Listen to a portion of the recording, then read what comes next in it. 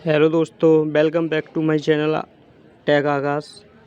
जो कल मैंने वीडियो पढ़ाई थी परसों, उसका जो है जो सॉल्यूशन थे, मतलब जो क्वेश्चन थे, प्रश्नमाला, वो मैं पढ़ा रहा हूँ अब तुम्हें। ठीक है, तो देखिए क्या नीचे दिए गए कथन सत्य असत्य चेक करने हैं। इसमें एक्सरसाइज है ये 1.1 पहले चैप्टर की। तो देखिए पहला देखिए, प्रत्येक पूर्ण संख्या एक प्राकृतिक संख्या है। मैंने बताया था पूर्ण संख्या क्या होती हैं आपकी।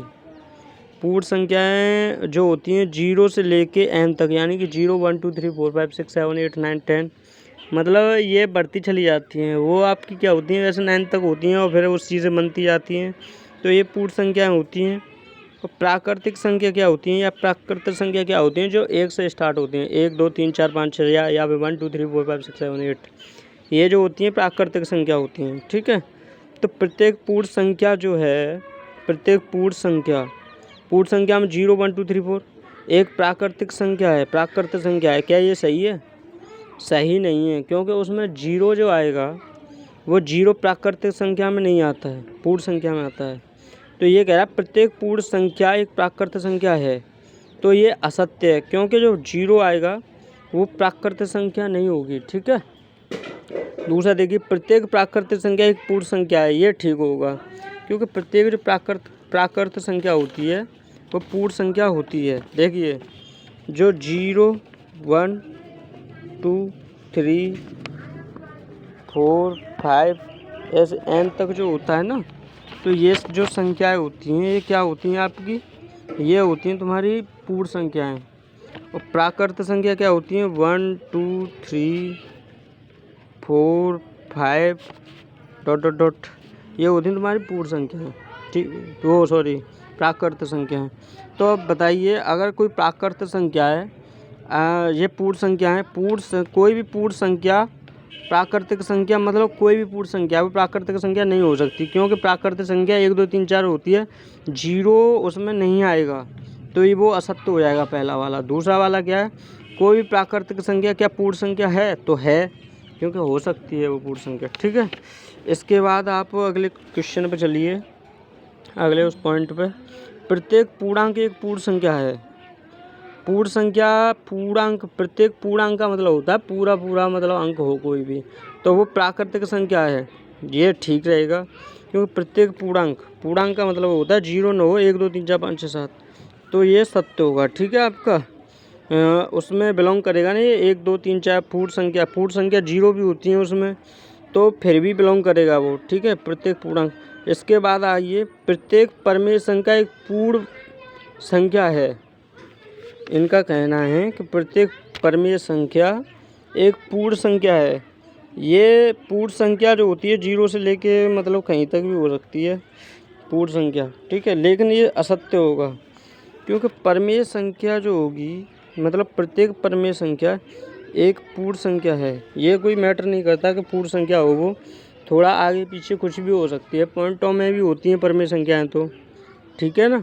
अब इसके बाद आता है, ये असत्य होगा, प्रत्येक परमेय संख्या एक पूर्ण संख्या है। अब इसके बाद आता है, देखिए आपका, प्रत्येक परमेय संख्या एक पूर्णांक है। प्रत्येक, ये भी रॉन्ग है। पूर्णांक जरूरी थोड़ी है पूर्णांक हो 1.33 या फिर ऐसे कोई भी वैल्यू है। ठीक है, जो मतलब P/Q की फॉर्म में आ रही है, लेकिन अगर उसको सॉल्व करें तो वो पॉइंट में आती है, लेकिन वो पूर्णांक नहीं होती, फिर भी वो परमेय संख्या होती है। ठीक है, तो प्रत्येक परमेय संख्या एक पूर्णांक है, दैट इज नॉट क्लियर, मतलब ये सही नहीं है पूरी तरीके से, तो ये असत्य होगा। प्रत्येक पूर्णांक एक परमेय संख्या है, ये सही होगा। प्रत्येक पूर्णांक जो होगा वो एक परमेय संख्या होगा, क्योंकि कुछ भी हो वो P/Q की फॉर्म में आ जाएगा। ठीक है ना, तो वो परमेय संख्या होगा आपका। अब इसके आगे जो क्वेश्चन है उन्हें देखते हैं। क्या शून्य एक परमेय संख्या है? देखिए, क्या शून्य एक परमेय संख्या है? क्या आप इसे P/Q के रूप में लिख सकते हैं? तो देखिए, शून्य को हम P/Q के रूप में लिख सकते हैं, और ये एक परमेय संख्या होगी, क्योंकि देखिए उसकी जो कंडीशन होती है इसकी परमेय होने की, P/Q ये फॉर्म होनी चाहिए पहली बात। ठीक है, दूसरी बात, Q is not equal to 0, यानी कि जो Q है वो आपका 0 नहीं होना चाहिए।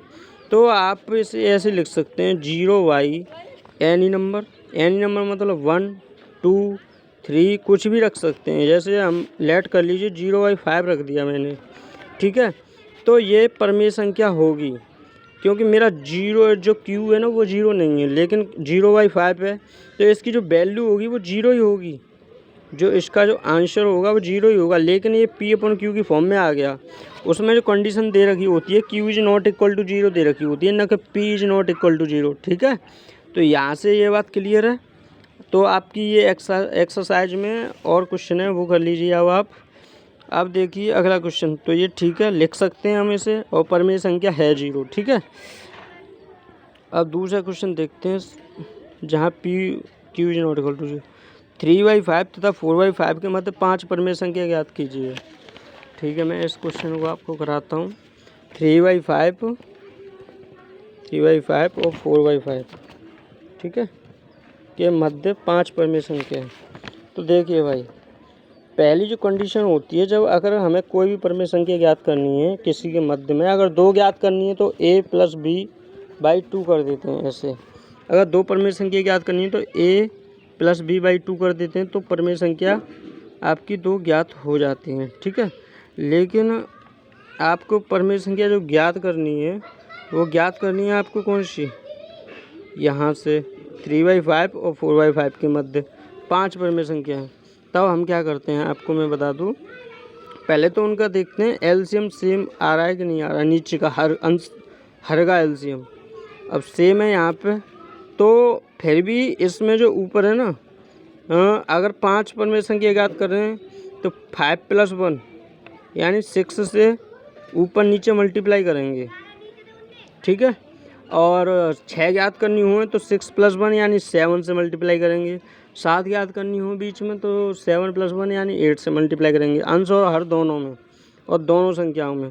तो इसमें कर दीजिए, इसमें कर दीजिए, 6 से